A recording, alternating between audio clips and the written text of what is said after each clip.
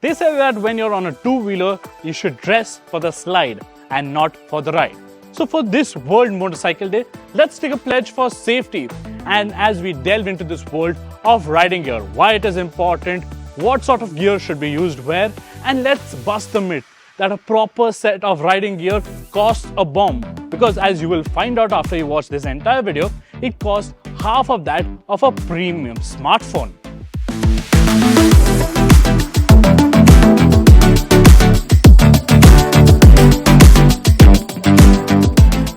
Now, humans are supposed to be the smartest species on planet Earth. But apparently we forget that once we are out on a two-wheeler, because if you look at the road accident statistics, especially of India, which are the highest amongst the world, humans end up with small scratches on the skin, or it might also lead to fatalities, irrespective of the vehicle that you ride or the speed the impact takes place.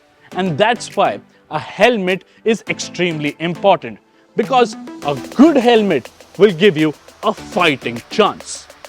Now, there's an old adage when it comes to riding gear: all the gear, all the time. But personally, I feel for India, it should be appropriate gear all the time. For instance, you'll receive the best protection via a one-piece leather suit, and you will not be allowed to ride on a racetrack without one. But using it on a daily basis, especially in the heat or the rains, or while off-roading, not a clever idea. Similarly, wearing off-road gear while commuting might not be a clever decision, because it might be breathable and flexible, but these panels are meant to absorb slow speed impact, not meant to be dragged along on tarmac. Plus, you should be wearing the right size gear to help mitigate the dangers better, because you don't want the armor to slide away, exposing the body part it is meant to cover, or for that matter, the helmet to pop off in the event of a crash. So here's how we would go about building a starter riding gear kit.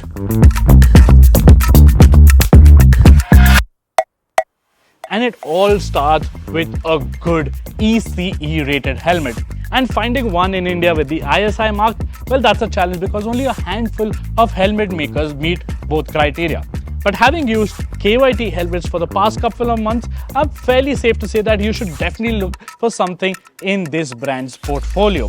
Now, the entry-level KYT helmet, which is the TT Course, costs around 8,000 rupees, and that is pretty great for starting out. But if we were to advise you, realistically, you should stretch your budget and get something more advanced and get this R2R Pro, because it's a lot more advanced, has a lot better safety, and in fact the safety rating on this is ECE 2206, which is one better, and it's the current safety rating.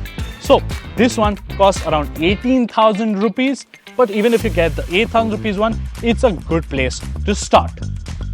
Now next, what you should get are gloves, and ideally again gauntlets, best protection, but they are fairly cumbersome to use on a daily basis. So ideally what you should get are these shorties. Now these are hybrid construction, so mesh and leather.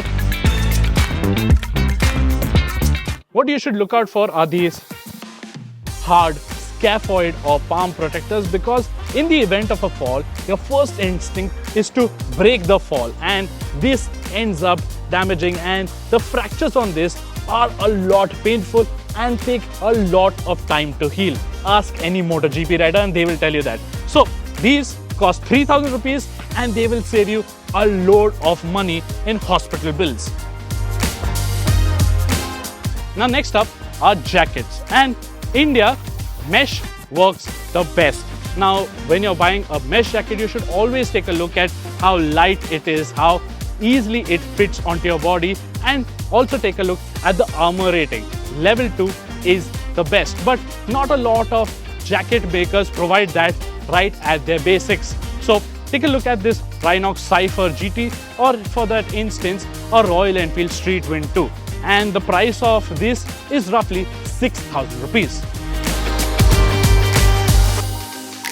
Now next up, while you should be looking at mesh pants somewhere down the line, to start with, we recommend getting riding denim, something like this. the Royal Enfield X Levi's collection, which has this lovely stretchy material plus this pocket over here, and the material is made by Kevlar infused cotton. Plus, it has protective pockets for the armor inside, and you can remove the armor and use it like a regular denim like I am. Now you find alternatives from Rynox and Viaterra as well, and the price of them costs roughly between 6,000 to 8,000 rupees. Now one part of riding gear that you might overlook are boots, and you will say that they are better off wearing woodlands or worker shoes because they have the necessary protective bits, but that's not quite so, because you want something that is specially made for riding, and like these Viaterra ones, because they have proper ankle as well as toe protection. Now riding shoes start from 3,500-4,000 rupees from Royal Enfield, go up to 7,500-8,000 rupees for these Viaterra options, and the list goes more expensive as you go into the touring, race or adventure series. But to start off with, we suggest get something like this, because at 8,000 rupees it provides the perfect protection for all your motorcycling needs, and they are still a heck of a lot cheaper than the basic set of Nike Air Jordans. So there you have it, a starter riding gear kit for under 30,000 rupees. Now that's half the price of a premium smartphone. And you know, the smartphone might get obsolete, but this will not. And in fact, this will save you as well as your smartphone. Speaking of smartphone, you can check out the latest smartphone and tech reviews on the AquaDrive channel as well. So this might start you off into the world of motorcycling, but as you get more serious into the various disciplines of motorcycling, you get serious and dedicated riding gear. Like if you want track riding gear, you get suits. If you want off-road riding gear, you get braces and protective bits. And that is an expensive hobby. But let's take the pledge right now for this World Motorcycle Day and start off right here, because this is a good place as ever to start with. Thank you so much to Planet DSG and Open Road Riding Gear for allowing us to showcase their products and bring you the best riding gear that Indian brands as well as a few other premium brands have to offer. What do you think about this video? Do you think that we should make a series about it? Do let me know in the comment section below. Don't forget to like and share this video, subscribe to our channel, hit the bell notification icon, and thank you so much for watching.